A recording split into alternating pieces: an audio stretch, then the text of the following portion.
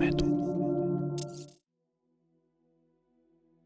Danas izučavamo pedagogiju, međutim, na velikom smo iskušenju kada je u pitanju njena primjena.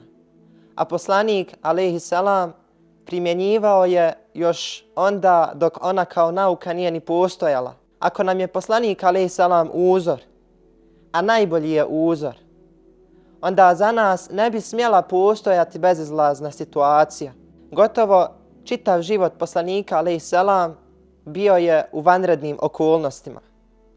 Krenuvši od tajnog pozivanja u islam, onoga kroz što su prolazili prvi muslimani od strane mekanskih mušrika, bojkota prvih muslimana, godine tuge, iseljavanja muslimana, odnosno činjenja hidžre iz Mekke u Medinu, mnogobrojnih ratova i raznoraznih drugih iskušenja kroz koje su prolazili Muhammed a.s.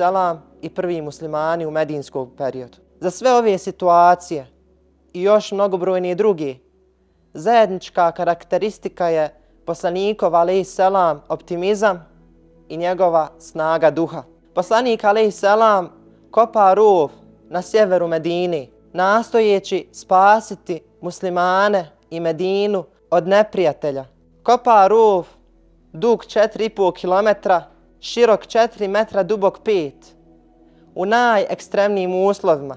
Za njegov trbuh povezana su 2 kamena kako glad ne bi osjećao. Radi posao teži od svih drugih ashaba. Udara kamen prvi put, uzvikuje tekbir i govori: dati su mi ključevi Šama. Ponavlja isto drugi put i govori: dati su mi ključevi Perzije.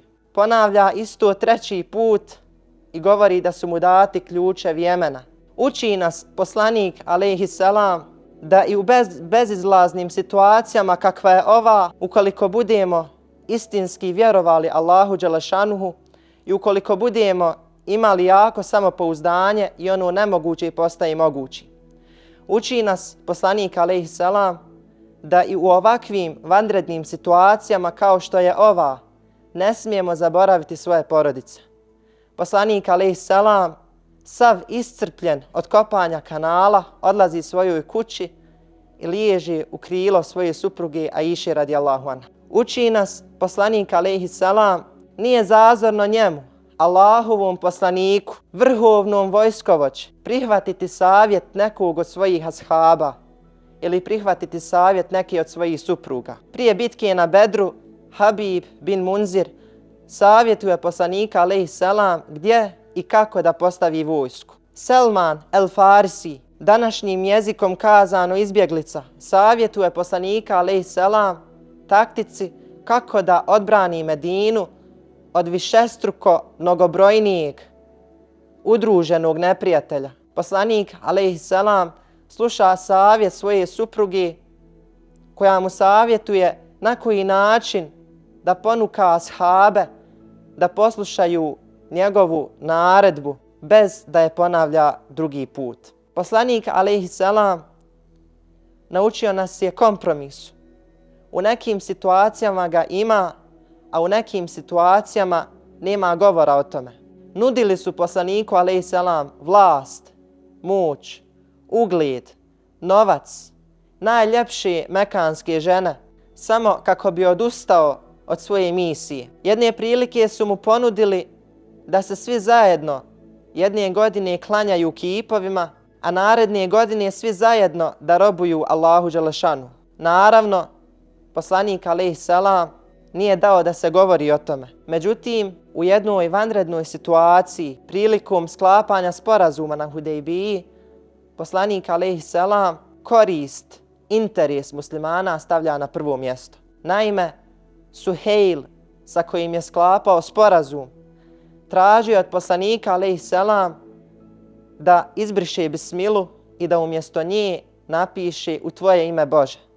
Poslanik alejhi selam naređuje Ali radijallahu anhu da to uradi. Suhejl se tu nije zaustavio, već je išao i korak dalje. Tražio je od poslanika alejhi selam da obriše dio u kojem je pisalo da je on Allahov poslanik. Poslanik alejhi selam kaže mu da je to tako, makar to oni i ne htjeli prihvatiti. Ali opet je naredio Ali radijallahu anhu da to obriši. Alija radijallahu anhu iz tolike ljubavi prema poslaniku alejhi selam nije to mogao uraditi. I onda poslanik alejhi selam uči nas šta je to istinski lider. I svojom mubarek rukom briše taj dio.